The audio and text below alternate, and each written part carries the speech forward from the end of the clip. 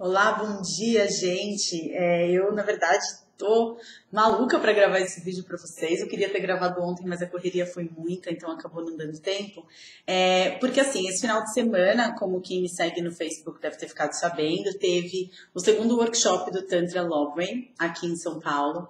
E foi, assim, como da primeira vez, foi uma experiência incrível.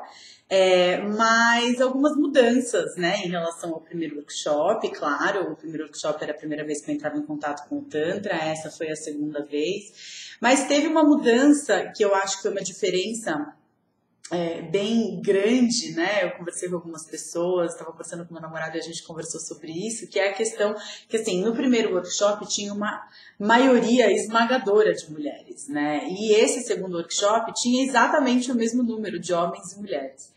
Então, isso acabou fazendo com que as energias do grupo tivessem mais em equilíbrio, né? As energias femininas e masculinas, a energia yin, a energia yang, tivessem mais em harmonia. Então, a gente pôde entrar um pouco mais, explorar um pouco mais como que essas duas energias se relacionam, como que ser o feminino diante do masculino e ser o masculino diante do feminino. E em determinado ponto do workshop, a Shivani começou a comentar algumas coisas relacionadas, né, a esse sagrado feminino, a esse feminino divino, a questão histórica, principalmente envolvendo a mulher. E assim, gente, a minha intenção ao fazer esse vídeo não é fazer um vídeo sexista, não é ficar aqui dizendo que uou, mulheres, nós temos o poder. Não é essa a intenção, apesar de termos, que fique claro que temos. Mas assim, de conversar um pouco sobre essas coisas, né? Porque realmente assim, a gente pensa, nós vivemos numa sociedade essencialmente masculina, né? As características que são prezadas na nossa sociedade, elas são essencialmente masculinas.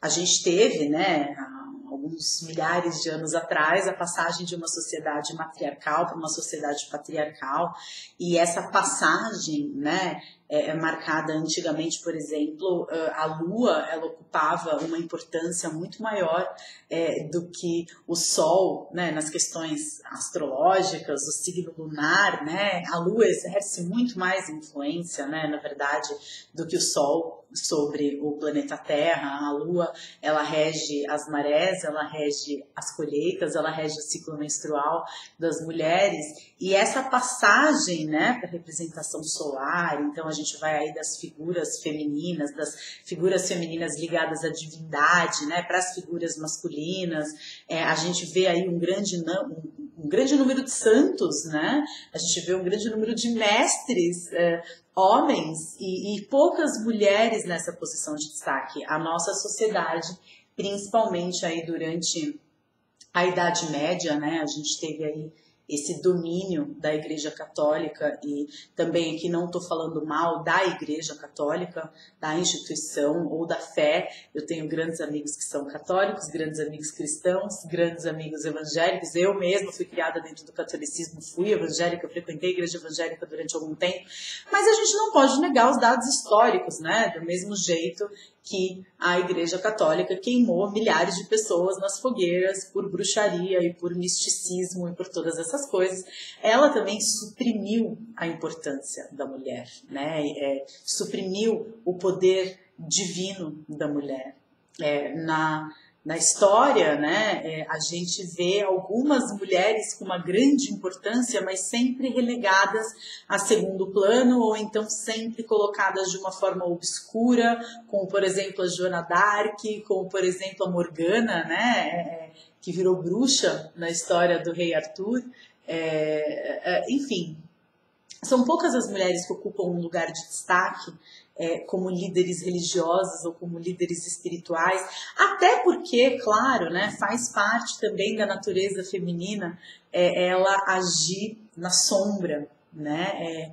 O homem é o que aparece, né? E a mulher muitas vezes ela está colaborando para isso, oculta na sombra, ela não aparece efetivamente. Enfim, todas essas reflexões me fizeram refletir um pouco sobre essa questão do papel das energias femininas, né, no nosso planeta, na nossa vida, na forma como a gente vive as questões, porque sem dúvida essa passagem da sociedade patriarcal para a sociedade matriarcal exerce uma influência muito grande na gente, exerce uma influência muito grande na questão da nossa autoimagem e na própria forma como a gente conduz as nossas questões, as nossas emoções. Eu tenho 34 anos, então eu sou uma neta da Revolução Feminista, né? E essa Revolução Feminista, claro que foi muito positiva, porque as mulheres elas ganharam o direito de escolher o que elas querem ser, e o direito de escolha é sempre muito positivo, mas a gente observa que isso teve, de certa forma, a Revolução Feminista teve um marco muito importante, né? Que é esse marco da mulher que não pode, né, fazer nada, e aí talvez continuando nessa questão da Igreja Católica, de como socialmente, culturalmente foi se desenvolvendo o papel do feminino. A Revolução Feminista, a gente tem então esse pêndulo, né, puxado, as mulheres não podem nada, elas não podem escolher, elas não podem decidir, e de repente com a Revolução Feminista esse pêndulo ele foi para o outro lado, e a gente observa agora o outro lado da moeda, em que as mulheres elas podem tudo, mais do que poder, elas devem tudo, né? Então, se você não é jovem, bonita e magrinha, bem sucedida, se você não trabalha 12 horas por dia, se você, mas ao mesmo tempo, o outro lado da moeda, né? Se você não tiver um relacionamento, se você não for casada ou não tiver pretensão de casar ou constituir família. Então, assim, as pressões que as mulheres sofrem nesse momento, elas são muito grandes e é muito difícil da gente se desidentificar dessa imagem do feminino, que é um feminino quase andrógeno, né? Se a gente for pegar o modelo de beleza das mulheres especialmente magras, elas um ideal de beleza sem curvas, né?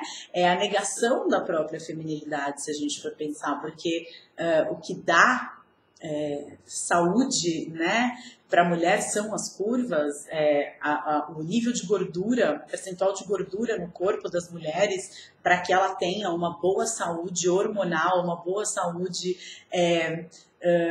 na sua capacidade de procriação, é importante, né? E a gente vê mulheres muito magras, todos os transtornos alimentares na intenção de sermos cada vez mais magras, de atendermos a um padrão que muitas vezes é imposto baseado na beleza que as roupas devem ficar desfilando em cabides numa passarela e não em seres humanos.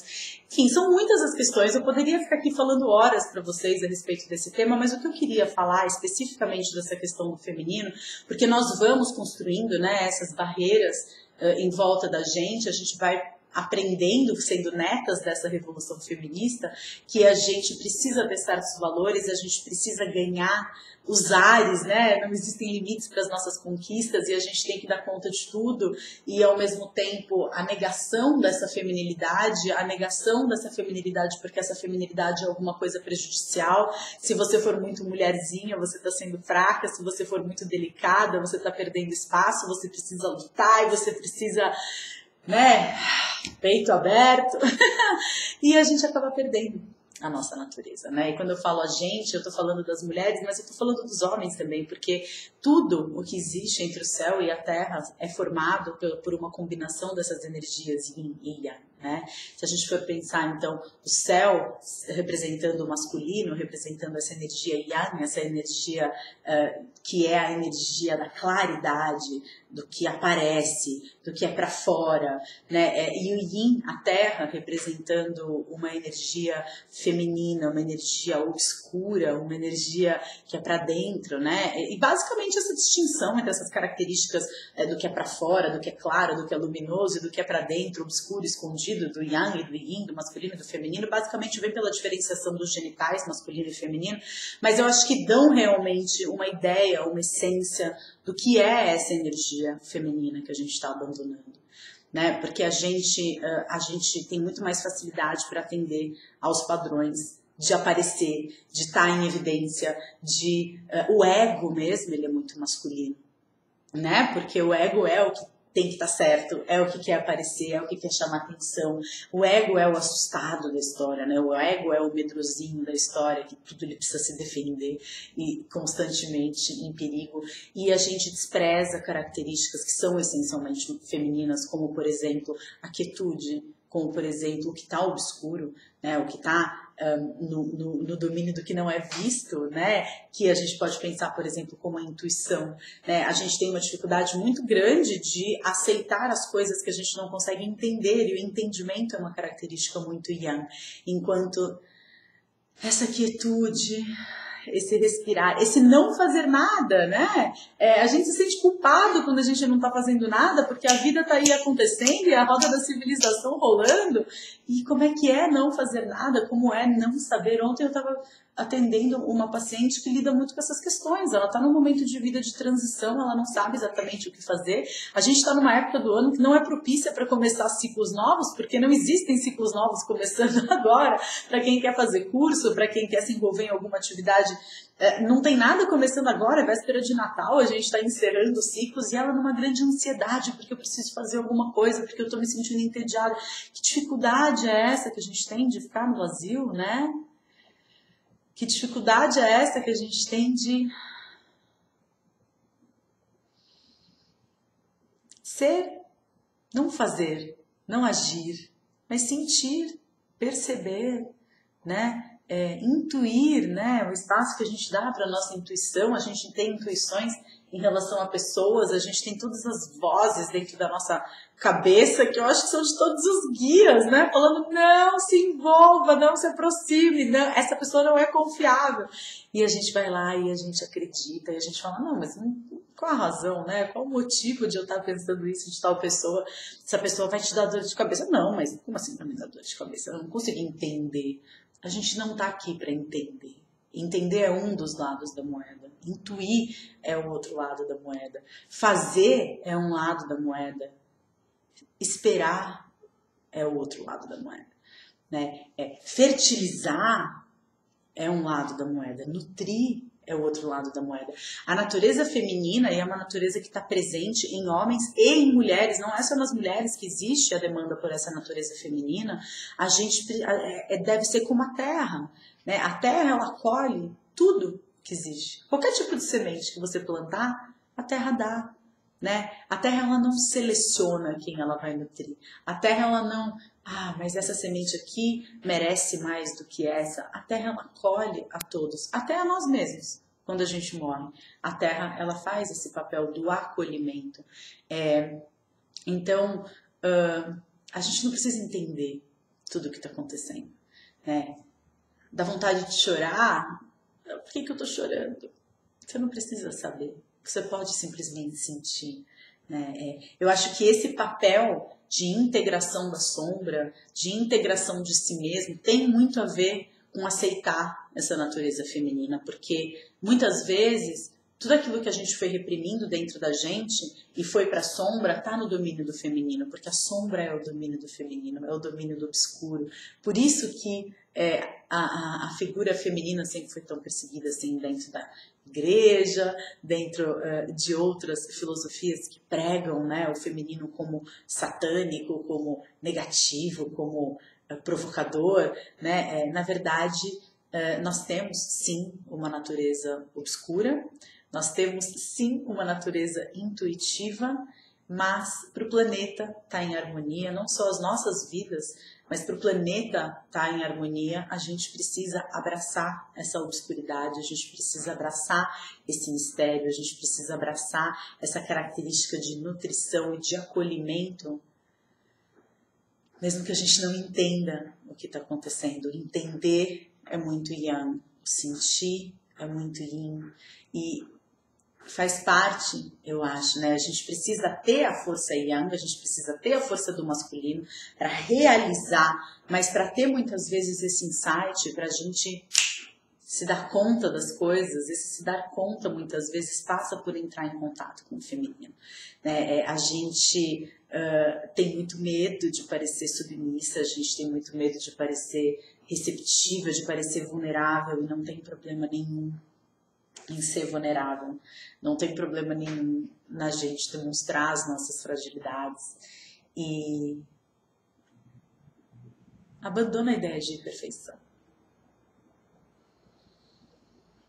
Abandona a ideia de perfeição. Porque se você fosse perfeito, você não estaria aqui.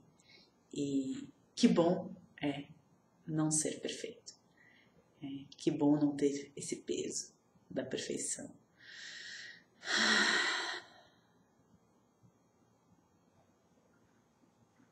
Do meu coração para de vocês.